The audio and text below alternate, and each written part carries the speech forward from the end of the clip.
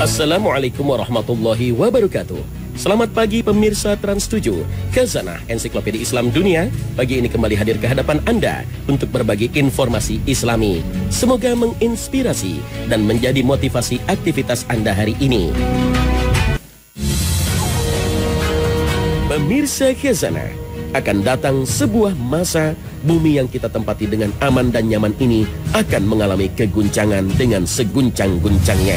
Bagaimana hal itu terjadi? Pemirsa Khazanah, setelah matahari terbit dari barat, kemunculan api di Yaman yang menggiring manusia dan munculnya binatang yang bisa berbicara di akhir zaman, maka bumi dan alam semesta mulai memasuki detik-detik kehancurannya. Kiamat yang telah dijanjikan Allah Subhanahu wa Ta'ala segera terjadi. Entah berselang berapa tahun atau bulan bahkan hari, semuanya tidak ada yang tahu. Tiba-tiba suara menggelegar terdengar di seluruh alam semesta. Maka seluruh makhluk di dunia terkejut. Sangkakala telah ditiup malaikat. Dan ingatlah hari ketika ditiup sangkakala, maka terkejutlah segala yang di langit dan segala yang di bumi, kecuali siapa yang dikehendaki Allah, dan mereka semua datang menghadapnya dengan merendahkan diri. Al-Quran Surah An-Naml ayat 87. Inilah tiupan pertama dari 3 tiupan perintah Allah Subhanahu wa Ta'ala yang disebut dengan nafkhatul faza, atau tiupan mengagetkan yang menyebabkan kepanikan atau terkejutnya seluruh makhluk. Pada tiupan ini, seluruh alam semesta termasuk langit dan bumi serta alam buana akan berguncang dengan sebenar-benar goncangan. Mendatarkan gunung dengan bumi selumat-lumatnya, meletuskan gunung-gunung dengan dahsyatnya sehingga menjadi debu yang bertebaran, membuat laut-laut saling beradu dan mengeluarkan api yang menyala. Langit akan pecah luar biasa dan hilanglah hukum gravitasi yang biasa kita kenal. Bintang-bintang berjatuhan, planet-planet saling bertubrukan. Bersatulah matahari dengan bulan dan hilanglah cahayanya. Setelah itu keadaan alam semesta kembali seperti sebelum Allah menciptakannya. Hal ini terjadi dengan tiba-tiba saat semua manusia sedang sibuk mengurus urusan dunia mereka. Allah Subhanahu wa Ta'ala berfirman, dan mereka berkata, bilakah terjadinya janji ini, hari berbangkit, jika kamu adalah orang-orang yang benar? Mereka tidak menunggu melainkan satu teriakan saja yang akan membinasakan mereka ketika mereka sedang bertengkar. Lalu mereka tidak kuasa membuat satu wasiat pun dan tidak pula dapat kembali kepada keluarganya. Al-Quran Surah Yasin ayat 48 hingga 50. Tiupan sangkakala yang pertama ini panjang, seluruh makhluk ketakutan dan amat terperanjat. Dampaknya pun sangat dahsyat sebagaimana disebutkan dalam Al-Quran, sehingga ibu yang menyusukan anaknya akan mencampakkan anaknya. Orang yang hamil tiba-tiba melahirkan anaknya walaupun janinnya masih muda. Manusia juga lintang kukang seperti kupu-kupu bertebaran. Suara menggelegar yang menyebabkan keguncangan dan kepanikan semua yang berada di langit dan di bumi, kecuali siapa-siapa yang dikehendaki oleh Allah Subhanahu wa Ta'ala. Lalu siapakah yang dikecualikan oleh Allah Subhanahu wa Ta'ala yang tidak terkena dampak kedahsyatan tiupan sangkakala pertama ini? Meski bersumber dari riwayat yang tidak terlalu kuat, sebagian ulama menjelaskan mereka itu adalah para nabi dan orang-orang yang mati syahid. Mengapa demikian? Bukankah mereka telah wafat? Para nabi dan orang-orang syahid itu sudah wafat jauh sebelum kiamat. Bukankah Allah Subhanahu wa Ta'ala telah memberitahukan pada manusia bahwa sebenarnya orang-orang yang mati syahid itu hidup, tidak mati, dan terus mendapatkan rezeki dari Allah Subhanahu wa Ta'ala, sebagaimana difirmankan Allah Subhanahu wa Ta'ala, janganlah kamu mengira bahwa orang-orang yang gugur di jalan Allah itu mati, bahkan mereka itu hidup di sisi Tuhannya dengan mendapat rezeki. Al-Quran Surah Ali Imran ayat 169. Lalu di manakah ruh-ruh para syuhada yang masih hidup ini? Nabi SAW mengabarkan dalam sabdanya, sesungguhnya ruh-ruh para syuhada itu ada di dalam tembolok burung hijau. Baginya ada lentera-lentera yang tergantung di arsy. Mereka bebas menikmati surga sekehendak mereka, kemudian singgah pada lentera-lentera itu. Hadis riwayat Muslim. Ruh-ruh mulia inilah yang tak akan terganggu dan terkena dampak dari tiupan sangkakala yang sangat dahsyat ini. Mereka mendapatkan perlindungan dari Allah Subhanahu wa Ta'ala. Malaikat peniup sangkakala akan diperintahkan oleh Allah untuk meniupkan sur, trompet sangkakala sebanyak 3 kali tiupan bila kiamat telah tiba. Setelah tiupan pertama, Allah memerintahkan sur atau trompet ditiup pada kali yang kedua. Pada tiupan kedua ini, maka terkejutlah dan matilah semua makhluk yang berada di langit, yaitu para malaikat dan manusia, serta semua makhluk di bumi, termasuk para nabi dan syahid. Allah berfirman, dan ditiuplah sangkakala, maka matilah siapa yang ada di langit dan di bumi, kecuali siapa-siapa yang dikehendaki oleh Allah. Kemudian ditiup sangkakala itu sekali lagi, maka tiba-tiba mereka berdiri menunggu keputusannya masing-masing. Al-Quran Surah Az-Zumar ayat 68. Dalam ayat ini disebutkan bahwa pada tiupan kedua, seluruh makhluk di langit maupun di bumi semua mati. Inilah yang disebut dengan tiupan soqah atau tiupan kematian. Namun pada tiupan kedua ini, Allah Subhanahu wa Ta'ala juga masih menyisakan sejumlah makhluk yang tetap hidup. Sebagian ahli tafsir menyebutkan mereka yang dibiarkan hidup itu adalah malaikat Jibril, Mikail, Israfil, Izrail, dan 4 malaikat pemikul Arsy. Mereka inilah yang disebut Al-Quran dengan kalimat, kecuali siapa-siapa yang dikehendaki Allah. Kemudian Allah memerintahkan malaikat maut untuk mencabut nyawa Jibril, Mikail, Israfil, dan para malaikat pembawa Arsy yang 4. Maka tidak ada yang tersisa kecuali Allah dan malaikat maut. Kemudian Allah berkata kepada malaikat maut, wahai malaikat maut, kamu adalah salah satu dari makhluk-makhlukku, maka sekarang matilah kamu. Dengan demikian matilah malaikat maut. Maka tidak ada yang tersisa kecuali Allah yang maha perkasa, yang maha hidup, yang tidak pernah mati, yang awal, yang tidak ada sebelumnya sesuatu apapun, yang akhir, yang tidak ada sesudahnya sesuatu apapun. Kemudian Allah berkata, akulah raja, akulah penguasa. Di manakah raja-raja bumi? Di manakah para penguasa? Di manakah orang-orang yang sombong? Dan untuk siapakah kekuasaan pada hari ini? Pada hari itu, Allah Subhanahu wa Ta'ala menunjukkan keperkasaannya dan keesaannya, bahwa sifat sombong itu hanya miliknya. Imam Muslim meriwayatkan sabda Nabi SAW, Allah Azza wa Jalla akan menggulung langit-langit kelak di hari kiamat. Kemudian ia mengambilnya dengan tangan kanannya dan berfirman, akulah raja. Di manakah orang-orang yang selalu bertindak sewenang-wenang? Di manakah orang-orang yang selalu menyombongkan diri? Kemudian Allah menggulung bumi-bumi dengan tangan kirinya dan berfirman, akulah raja. Di manakah orang-orang yang selalu bertindak sewenang-wenang? Di manakah orang-orang yang selalu menyombongkan diri?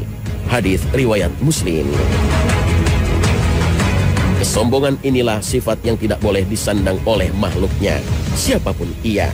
Inilah yang ditegaskan Rasul SAW dalam hadis qudsi dari Abu Hurairah. Allah Azza wa Jalla berfirman, kesombongan adalah selendangku dan keagungan adalah kain sarungku. Barang siapa bersaing turut memiliki dalam salah satu dari kedua hal tersebut, maka benar-benar akan aku lemparkan dia ke neraka. Hadis riwayat Abu Daud, Ibnu Majah, dan Imam Ahmad. Keadaan alam semesta akan tetap seperti itu hingga waktu yang ditentukan untuk ditiupkan sangkakala ketiga, yaitu tiupan kebangkitan. Entah berapa lama jarak antara waktu tiupan kedua dan ketiga atau tiupan kematian dan kebangkitan. Namun Imam Bukhari meriwayatkan sabda Nabi SAW, jarak antara dua tiupan adalah 40.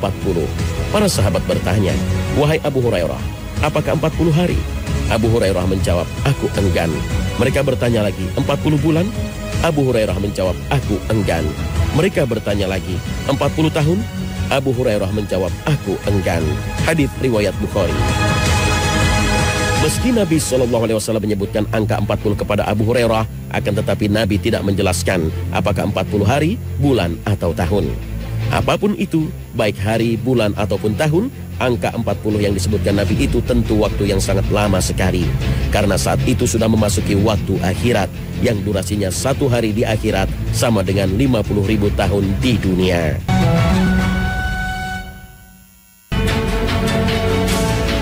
Pemirsa Khazanah, tak sedikit kaum muslim yang sudah merasa memiliki tabungan amal ibadah dan kebaikan.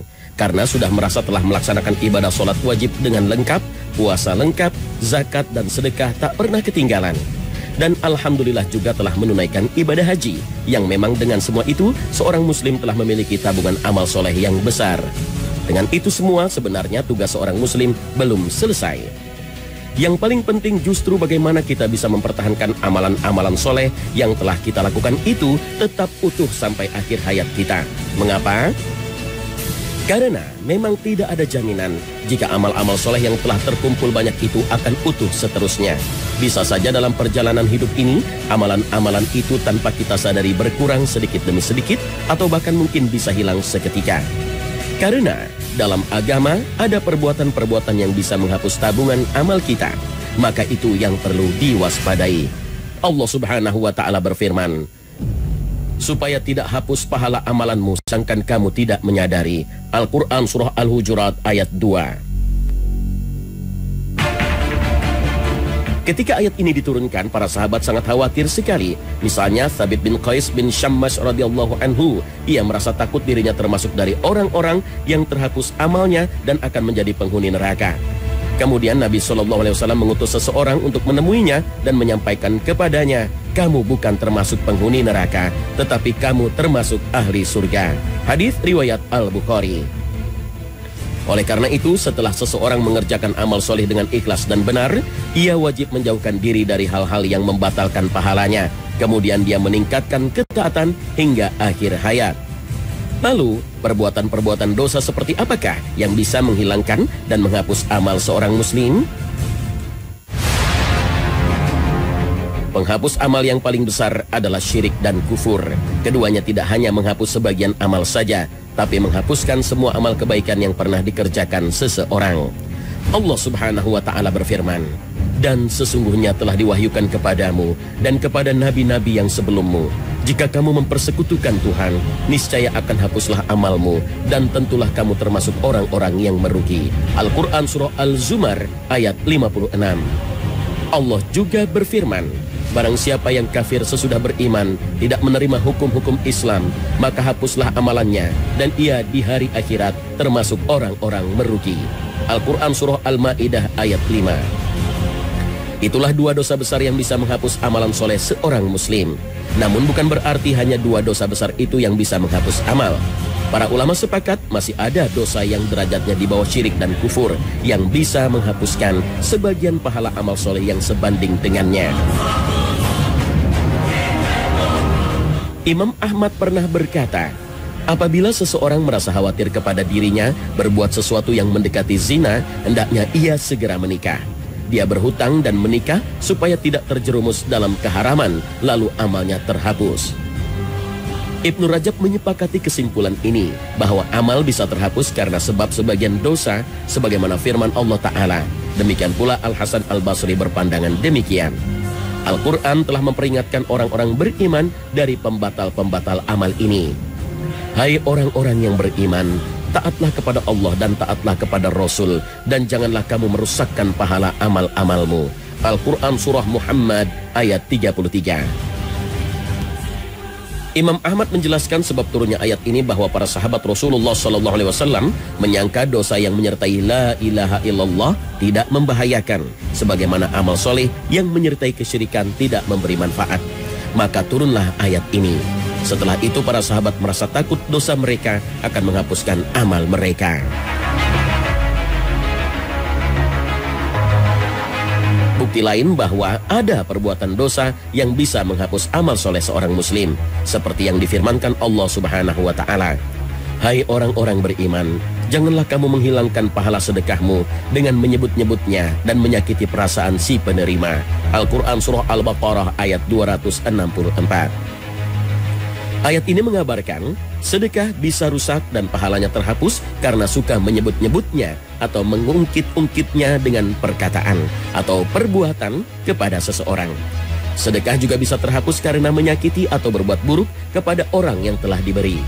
Maka dari sini orang yang telah mengerjakan amal-amal soleh, khususnya amal besar dalam Islam, dia wajib menjaga amal tersebut dari pembatal-pembatalnya, khususnya syirik dan kufur, dan umumnya semua perbuatan maksiat dan keburukan. Karena keburukan bisa menghapuskan kebaikan, sebagaimana kebaikan menghapuskan keburukan. Dan penentu amal seseorang adalah di penghujungnya. Wallahu a'lam.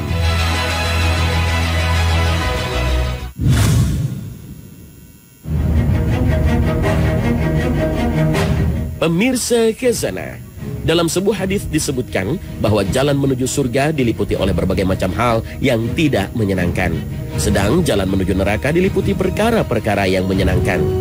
Akan tetapi, bila kita mengamati perintah-perintah dan anjuran-anjuran yang ada dalam Islam, akan kita dapati bahwa Allah seolah telah mengajak manusia ke surga dengan berbagai cara dan secara berulang-ulang. Bahkan, Allah Subhanahu wa Ta'ala memberikan kemudahan untuk menuju kenikmatan surga. Perhatikanlah bagaimana cara Allah menghitung pahala sebuah amal. Siapa yang mengerjakan satu kejahatan hanya dijatuhi sanksi satu, bahkan kemurahan Allah pun dapat menghapuskannya. Sementara yang mengerjakan satu kebaikan memperoleh 10 ganjaran bahkan lebih. Bukan hanya itu, Allah menggantikan keburukan yang pernah dilakukan seseorang dengan kebaikan bila ia tulus bertaubat. Dalam konteks ini, Allah Subhanahu wa Ta'ala berfirman, setelah menyebut pelaku syirik, pembunuh, pezina, mereka akan mendapat siksa berganda di hari kemudian dan kekal dalam siksa itu dalam keadaan terhina. Kecuali orang-orang yang bertaubat, beriman, dan mengerjakan amal soleh, maka kejahatan mereka diganti Allah dengan kebajikan. Al-Quran Surah Al-Furqan ayat 68 hingga 70. Mengapa kejahatan malah diganti oleh Allah dengan kebaikan? Karena taubatnya yang pertama telah menghapus kesalahannya. Dan bila ia teringat lagi dengan kesalahan itu lalu bertaubat, maka kali ini taubat tersebut dicatat sebagai amal soleh. Demikian seterusnya, bahkan tidak mustahil siapa yang bertaubat dengan tulus akan merasakan kehadiran Allah dan mendorongnya melakukan amal-amal soleh. Bahkan terbuka kemungkinan bagi yang tidak bermohon ampunan pun selama dosanya bukan mempersekutukan Allah untuk diampuni olehnya. Sesungguhnya Allah tidak mengampuni dosa yang mempersekutukannya dengan sesuatu dan mengampuni dosa selain itu bagi siapa yang dikehendakinya. Al-Quran Surah An-Nisa ayat 48 dan 116. Dengan demikian mungkin bisa dikatakan bahwa tidak ada yang ditimpa siksa neraka kecuali mereka yang benar-benar sangat durhaka melawan Allah Subhanahu wa Ta'ala dengan enggan berbuat kebajikan. Ini semua bukan berarti mengandalkan kemurahan Allah tanpa usaha. Setiap orang paling tidak harus selalu mengingat pesan Allah Subhanahu wa Ta'ala. Bertakwalah kepada Allah dengan sebenar-benar takwa dan janganlah kamu mati kecuali dalam keadaan kamu muslim. Al-Quran Surah Ali Imran ayat 102. Di samping itu, setiap kita harus selalu ingat husnul khotimah atau akhir yang baik. Demikian pula su'ul khotimah atau akhir yang buruk. Karena itu, jangan mengandalkan kemurahan Allah Subhanahu wa Ta'ala sebelum kita berusaha sekuat kemampuan. Dalam hadis qudsi, Allah Azza wa Jalla berfirman, jika seorang hambaku bertekad akan melakukan kebaikan, namun tidak sempat melaksanakannya, aku akan mencatat 1 kebaikan baginya. Jika dia jadi melaksanakan tekadnya itu, aku catatkan 10 kebaikan, bahkan sampai 700 kali lipat baginya. Dan jika hambaku bertekad akan melaksanakan keburukan, namun tidak jadi melaksanakannya, aku tidak akan mencatatnya sebagai dosa baginya. Lalu jika ia melakukan keburukan tersebut, aku hanya mencatat 1 keburukan. Hadis riwayat Tabrani dan Abu Shaykh.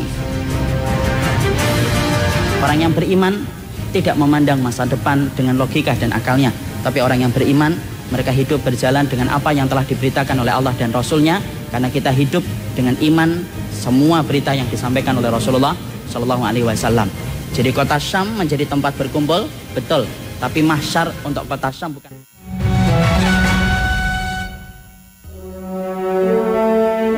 Mungkin ada di antara jamaah yang ingin bertanya. Ada yang ingin bertanya? Iya, antum akhi. Assalamualaikum warahmatullahi wabarakatuh. Salam warahmatullahi wabarakatuh. Saya Iwan Darmawansyah dari Cibinong, Bogor. Ahlan akhil karim. Ada beberapa hal yang ingin saya tanyakan nih Pak Ustadz. Yang pertama, perang di Gautah itu apakah pertanda akhir zaman? Fakta apa yang mengarah pada pertanda ini? Dan yang kedua, ada sumber yang menyebutkan perang di Gota Suriah itu tidak ada hubungannya dengan perang akhir zaman. Karena sebenarnya Gota yang sekarang sedang berkecambuk perang itu bukan tempat ditunjuk Nabi dalam hadisnya. Benarkah demikian? Dan yang ketiga, ada hadis Nabi yang menyebutkan Syam itu adalah mahsyarnya dunia. Apakah berarti nanti ketika dibangkitkan manusia akan digiring menuju Syam itu? Sekian, terima kasih. Assalamualaikum warahmatullahi wabarakatuh. Assalamualaikum warahmatullahi wabarakatuh. Akhi yang semoga Allah rahmati dan Allah berkahi. Menjawab tentang kota Syam, tentunya kita akan menjawab dengan puluhan riwayat-riwayat yang sahihah yang menceritakan tentang masalah Syam. Saya dan antum tidak perlu ragu Riwayat-riwayat yang menerangkan tentang Syam itu adalah riwayat-riwayat yang rata-rata di atas 80% berada pada riwayat yang sahih, dan itu merupakan bagian dari nubuah yang disampaikan oleh Rasulullah Shallallahu Alaihi Wasallam. Maka kita merujuk kepada pertanyaan yang pertama ketika beliau menanyakan apakah Ghautah ini menjadi petanda akhir zaman. Tentunya yang menjawab pertanyaan ini adalah Rasul, karena sesungguhnya beliau diberikan petunjuk untuk menjawab setiap pertanyaan yang dimiliki oleh setiap umatnya. Pertanyaan ini telah dijawab oleh Nabi 1400 tahun yang lalu. Rasulullah dalam riwayat Imam Ahmad menyampaikan, Inna fustatal muslimina yawmal malhamati bil ghautati ila janibil madinati yuqalu laha Dimashq fa inna khaira madaini syami. Rasulullah SAW menyampaikan dengan lisan beliau yang mulia, sesungguhnya benteng pertahanan kaum muslimin ketika nanti terjadi peperangan akhir zaman yang begitu besar, maka benteng kaum muslimin itu terletak pada kota Ghautah. Dan Ghautah ini merupakan sebuah kota di samping kota yang disampitnya disebut dengan kota Dimashq ataupun Damaskus, dan itu merupakan kota yang terbaik di antara wilayah Syam. Hadis ini diriwayatkan secara sahih dalam riwayat Imam Ahmad dan kemudian disahihkan oleh banyak ulama-ulama hadis dalam kitab Sahih Targhib wa Tarhib. Disitulah kita menjumpai apakah kaitan Ghautah dengan kemudian peperangan akhir zaman dan tanda hari kiamat. Jelas Rasulullah tidak menyebut Ghautah kecuali Nabi menyebutkan kata Malhamah Kubra. Dan tahukah antum apa itu Malhamah Kubra? Peperangan akhir zaman itulah yang disebut dengan Malhamah Kubra. Antum yang sering membaca pasti mengetahui tentang referensi tentang Malhamah Kubra. Disitulah kita menjumpai sesungguhnya Allah itu akan memberikan kemenangan bagi kaum muslimin, dan kemenangan itu tidak terjadi di wilayah manapun kecuali terjadinya di kota Syam. Dan kota Syam itu salah satunya ada Damaskus, ada kemudian Idlib, ada kemudian Halab, ada kemudian Aleppo, dan salah satunya adalah kota Ghautah. Makanya di situ kita kemudian menaruh satu harapan besar bahwasanya kaum muslimin akan mendapatkan kembali cahaya kemenangan. Kita akan bermandikan dengan kejayaan kembali, dan sesungguhnya Rasulullah mengatakan tempat kemenangan itu terjadinya di kota Syam, dan salah satu benteng pertahanan saya dan antum ada di kota Ghautah. Makanya Rasulullah kemudian bersabda dalam salah satu hadis yang lainnya, Rasulullah itu pernah menjumpai di dalam mimpi, dan mimpinya Nabi adalah bagian dari wahyu. Rasulullah mengatakan, inni ra'aitu, sesungguhnya aku telah melihat amudal kitab untuzi'a tahta wisadati. Ketika aku tidur, maka aku melihat di bawah bantalku ada pancang-pancang yang diambil dari bawah bantalku. Setiap pancang di atasnya ada Al-Quran, ditancapkan oleh Allah pada satu wilayah, ditancapkan oleh Allah pada wilayah yang lainnya, ditancapkan oleh Allah pada wilayah yang lainnya. Fattaba'tuhu basari, maka saya mengikuti kemana pandangan pancang-pancang itu ketika diletakkan dan ditancapkan oleh Allah. Maka saya mendapati pancang yang terakhir yang telah ditetapkan dan ditancapkan oleh Allah, yaitu adalah pancang itu di kota Syam. Dan itu menunjukkan sesungguhnya kota kemenangan bagi kaum muslimin adalah kota Syam. Makanya hari ini walaupun kita mendapatkan banyak penderitaan yang dirasakan oleh kaum muslimin, kita faham malam itu kalau sudah terlalu gelap berarti fajar itu sebentar lagi akan menyingsing. Dan fajar itu bukan milik siapapun, tetapi fajar itu milik Islam dan milik kaum muslimin. Makanya orang-orang kafir mereka kemudian tahu betul kemenangan itu adalah milik kaum muslimin. Mereka itu sekarang hanya bisa meredam semangat kemenangan, tapi sebenarnya mereka tidak akan pernah bisa menahan kemenangan itu datang kepada kaum muslimin. Mereka bisa merusak bunga, tetapi mereka tidak akan bisa menahan musim semi, karena musim semi miliknya antum ketika antum beriman kepada Allah, miliknya kita ketika kita beriman kepada Allah dan Rasulnya.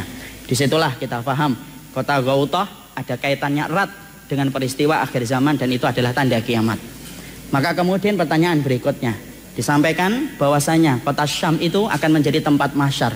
Imam Al-Qurtubi yang menjawab, sesungguhnya dalam tafsirnya Al-Jami' li Ahkamil Quran, beliau menyampaikan mahsyar itu ada yang di dunia, ada mahsyar di akhirat. Mahsyar di akhirat adalah ketika saya dan antum nanti dibangkitkan dari kubur kita masing-masing.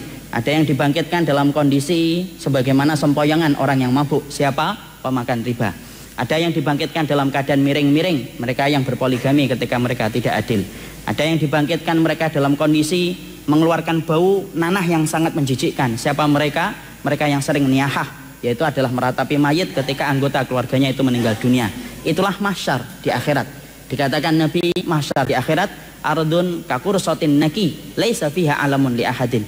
Mahsyar nanti di akhirat itu maka sesungguhnya tanahnya putih kayak adonan tepung. Kayak adonan tepung, kemudian putih kemerah-merahan, itulah tanah mahsyar. Kita akan berdiri di tanah mahsyar itu selama 40 tahun dalam hitungan akhirat. Dan ingat ikhwan, kekuatan kita ketika dikumpulkan di padang mahsyar, kekuatan kita jauh lebih besar daripada kekuatan kita di dunia. Makanya tidak ada cerita orang ketika dikumpulkan di padang mahsyar kemudian minta izin sama Allah. Ya Allah duduk bentar, ya Allah pegel saya. Tidak ada. Karena sungguhnya semuanya nanti akan diberikan kekuatan oleh Allah. Tanahnya sebagaimana adonan tepung, berwarna kemerah-merahan, tidak ada tanda untuk siapapun. Disitulah nanti kita akan dikumpulkan, dan itulah mahsyar dalam kehidupan di akhirat. Mahsyar itu pula ada di dunia. Dan mahsyar itu apa artinya? Mahsyar itu dari kata hasyara yahsyaru, mahsyarun, tempat berkumpulnya manusia. Karena sesungguhnya di akhir zaman kita akan digiring, sebagaimana kemudian api itu akan menggiring kita pada satu tempat. Dan sesungguhnya tempat berkumpulnya manusia itu nanti adalah di kota Syam, di wilayah Syam. Disitulah berkumpulnya kita semuanya. Mungkin hari ini masih banyak yang berpikir, bagaimana teknisnya nanti Ustadz? Jangan dipikir, karena mungkin pikiran kita tidak menjangkau. Cukup imani, karena biarkan Allah yang mengaturnya bagi kehidupan orang yang beriman. Orang yang beriman tidak memandang masa depan dengan logika dan akalnya, tapi orang yang beriman, mereka hidup berjalan dengan apa yang telah diberitakan oleh Allah dan Rasulnya. Karena kita hidup dengan iman semua berita yang disampaikan oleh Rasulullah Shallallahu Alaihi Wasallam. Jadi kota Syam menjadi tempat berkumpul, betul. Tapi mahsyar untuk kota Syam bukan mahsyar di akhirat. Karena mahsyar di akhirat itu nanti di akhirat setelah peristiwa hari kiamat. Mahsyar yang disebutkan identik dengan kota Syam, mahsyar di dunia. Karena semua orang nanti akan kumpul, dan orang yang terbaik nanti yang akan kumpul di kota Syam. Makanya kota Syam itu dikatakan Nabi, innallaha takaffala li bisyami wa ahli. Allah itu menjaminkan kepada diriku bagaimana kota Syam dan bagaimana aku menjamin para penduduknya. Makanya kalau antum, saya ingin melihat orang yang terbaik dalam iman, lihatlah kota Syam. Zikir mereka, sabar mereka, ridho mereka. Antum tahu tragedi di kota Syam sudah berlalu sampai 5 tahun atau 6 tahun hari ini, tapi saya belum pernah menjumpai. Kemudian ada berita bahwasanya orang Syam itu sampai mati bunuh diri karena stres dengan masalah yang mereka hadapi. Kenapa? Mereka tidak pernah diberitakan mati bunuh diri. Iman mereka yang menjadikan mereka kuat, karena sesungguhnya mereka adalah salah satu orang yang terbaik dalam identitas iman yang dikabarkan oleh Rasulullah Shallallahu Alaihi Wasallam. Disitulah kita faham kota Ghautah berdampingan dengan kota Damaskus, tempat yang terbaik di antara wilayah Syam, dan Nabi mengkaitkan dengan kata malhamah kubra. Berarti kota Ghautah ada kaitannya dengan peristiwa akhir zaman. Kewajiban kita adalah bagaimana menolong mereka, menyertakan mereka di dalam doa-doa panjang kita. Karena sesungguhnya doa itu ibarat amunisi yang terakhir yang bisa merubah banyak keadaan. Maka sertakan mereka dalam doa-doa kita. Sertakan mereka dalam setiap hajat dan kebutuhan yang kita mintakan kepada Allah. Bisa jadi ada satu mukmin yang selamat dari tragedi yang harusnya mereka dapatkan disebabkan doa saya dan doa antum ketika antara adzan dan iqamah. Bisa jadi ada bayi yang asalnya kemudian ditakdirkan untuk kemudian mati ataupun gugur ketika dia mendapatkan tragedi, tapi karena doanya antum bisa jadi Allah kemudian mengalihkan musibah itu dan tragedi itu tidak terjadi pada bayi itu. Doa itu kekuatan yang sering kita remehkan, padahal dia begitu besar di sisi Allah. Dan sesungguhnya doa ibarat amunisi terakhir yang merubah banyak keadaan. Sertakan mereka dalam doa. Hari ini kalau kita mendengar berita-berita dari dunia kaum muslimin yang menyedihkan, terutama dari Suriah, doakan dan sertakan mereka dalam setiap doa-doa panjang kita. Barakallahu fiik. Bisa dipahami akhil karim? Ya, alhamdulillah. Nah pemirsa, sampai di sini akhir perjumpaan kita hari ini. Semoga Allah Subhanahu wa Ta'ala senantiasa memberikan hidayah dan taufiknya kepada kita. Amin ya Rabbal Alamin. Terima kasih atas perhatian Anda. Wassalamualaikum warahmatullahi wabarakatuh.